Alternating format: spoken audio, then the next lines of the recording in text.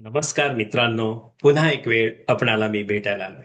काय मित्रांनो, उत्तम आहात ना? निश्चित आपण उत्तम असालच. आणि हो, तुम्ही माझा व्हिडिओ पाहत पण आहात, ऐकत आहात. मला माहित नाहीये तुम्ही माझा व्हिडिओ पूर्ण ऐकता की काही थोडाफार ऐकता. आणि तुम्हाला जर नाही वाटलं की अरे हा माझा विषय नाही, तुम्ही सोडूनही देत असाल. पण एक खरं सांगू मित्रांनो, हे जे विचार आहेत ना, हे विचार केवळ निस्वार्थीपणे तुमच्याकडे आणत आहे यासाठी की तुम्हाला त्याचा उपयोग व्हावा. कारण काय झालेलं आहे, आपल्याला बऱ्याच गोष्टी करायला वेळ मिळतो की ज्या काही गोष्टी अनप्रॉडक्टिव्ह असतात आपल्यासाठी. पण असे काही विचारांचे जे व्हिडिओ आहेत ते अनेक कोणाचे पण असतील, ते तुम्ही जर ऐकलेत तर निश्चितच तुम्हाला त्यातून प्राप्त काय होईल की व्यक्तिगत विकास, व्यवसाय विकास, कौटुंबिक सुख आणि सामाजिक एकता कशी आपल्याला राखता येईल, या संबंधानेच आपण आपल्या स्वतःला घडवू शकतो. आता वास्तविक पाहता अनेक लोक अनेक वेगवेगळ्या पद्धतीने बोलत असतात. आणि लोकांना काही सवय असते माहितीये का, जो तुमचा आणि माझा अनुभव आहेच, की लोकांचं चांगलं नाही पाहायचं, लोकांचं चुकीचंच पाहायचं. त्यामुळे बऱ्याच वेळा काही लोकांना आहे ते स्वभाव आहे लोकांचा. पण त्या अशा स्वभावावरती आपल्याला जर मात करायची असेल, समजा आपला असेल स्वभाव तसा, तर त्याच्यावर आपण मात कशी करायची? यासाठीचा आजचा विचार आहे. आणि त्यालाच खऱ्या अर्थानं मी घेऊन जाणार आहे. आणि तो आहे गुणग्राही. जो काही आपण त्या पद्धतीने दृष्टिकोन ठेवू, तो तुम्हाला आणि मला पुढे घेऊन जाणार आहे.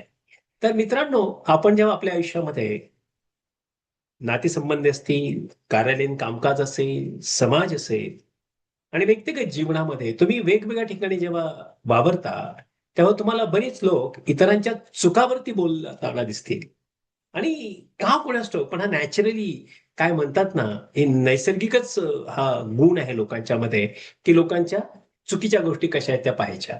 पण स्वतःकडे ते पाहत नाहीत आणि इथेच खऱ्या अर्थानं लोक दुरावतात.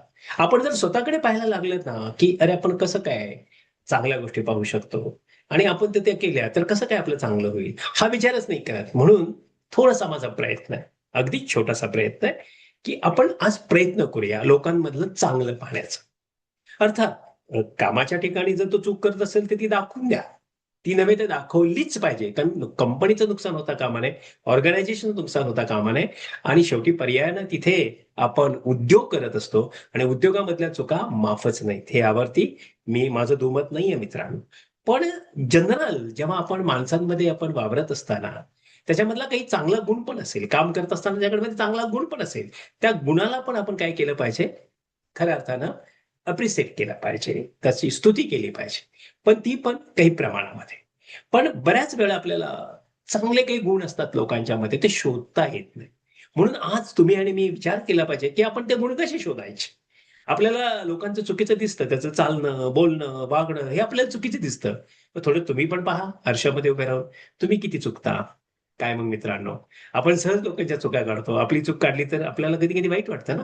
पण खरं सांगू, जे लोक तुम्हाला मनमोकळेपणाने चुका सांगतात ना, ते तुमचे खरे हितचिंतक असतात, नाही का? हां, पण चुगलखोरी पद्धतीने सांगणारे ते नसतात हां, लक्षात ठेवा. हा फार महत्वाचा मुद्दा आहे आयुष्यामध्ये. नाहीतर तुम्ही म्हणाल, "अरे सर तुम्ही बोलला होता ना."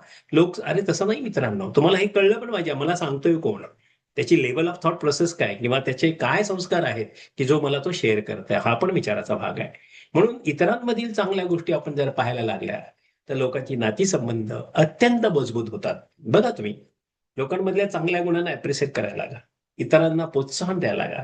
त्यांना मोटिव्हेट करा. आणि बघा त्यांच्यात आत्मविश्वास जेव्हा तुम्ही निर्माण करता ना, तेव्हा तुमच्या गुणांची कदर होते आणि त्यांच्या गुणांची कदर होते.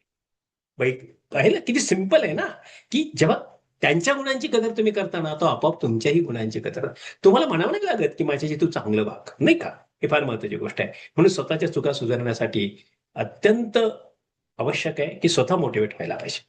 आणि ते स्वतः मोटिव्हेट झाल्यानंतर ज्या आपल्या चुका होतात किंवा सतत चुका करणारा कोणी असतो, त्याला दृष्टिकोन आहे, तो नकारात्मक निर्माणता करत असतो. तो तो पूर्णपणे माहोल खराब करत असतो आणि म्हणून या नात्यामध्ये दुरावा निर्माण करतो.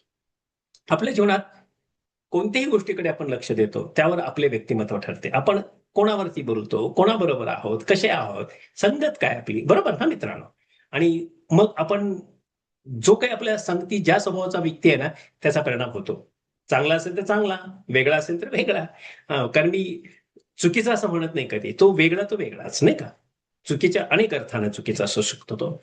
चुका पाहणे सामान्य आहे, बरोबर आहे. पाहतो आपण, नाही का? पण गुण ओळखणे हे मात्र विशेष आहे. तुम्ही लोकांमधले गुण ओळखायला लागला ना, तर तुम्ही चांगल्या व्यक्तिमत्व, चांगला लीडर होऊ शकता आणि ते फार मौल्यवान गोष्ट आहे. मग काय लीडरशिप इतकी सोपी आहे का? नाहीये ना. आहे पण आणि नाही पण. ते up to you how you are learning that, नाही? चुका दिसतात सगळ्यांनाच, पण गुण मात्र फार थोड्यांना दिसत असतात. त्यामुळे तुम्ही गुण शोधणारे व्हा. अर्थात दृष्टिकोनाचा फरक असतो. तुम्हाला काय दिसतं आणि ते कसं पाहता आणि दृष्टिकोन हा तुमच्या एकंदरीत ग्रोन झालेल्या पद्धतीवरती, तुम्ही जे काही ब्रॉटअप झालेलं तुमचं व्यक्तिमत्व त्याच्यावरती आधारित असतो. आणि खरी नजर तीच असते की जी गुण ओळखते, नाही का? म्हणून मित्रांनो, सगळ्यात महत्वाचं आहे की आपण इतरांच्या चुका शोधण्याऐवजी आपल्या स्वतःकडे दृष्टी लावूया आणि आपण आपल्यातले चांगले गुण जसे आपण पाहू इच्छितो तसे इतरांचे पहा.